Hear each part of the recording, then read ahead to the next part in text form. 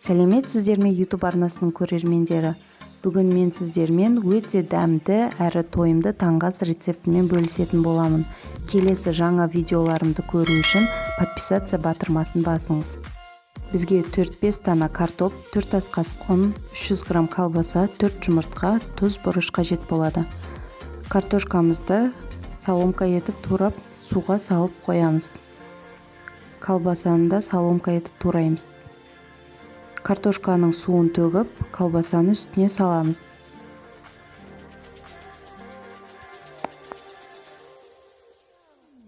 Үстіне ұн, тұз және бұрышымызды саламыз.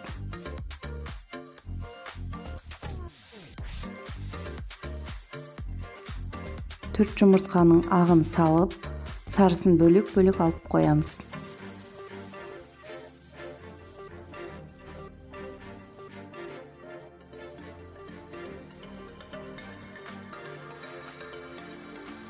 Барлығын жақсылап араластырып аламыз.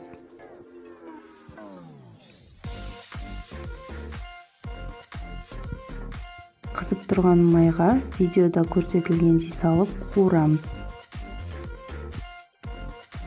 Егер де картошкалар бірікпей жатса, тағы да 1-2 қасық ұн қосып, жақсылап араластырып алсаңыздар болады.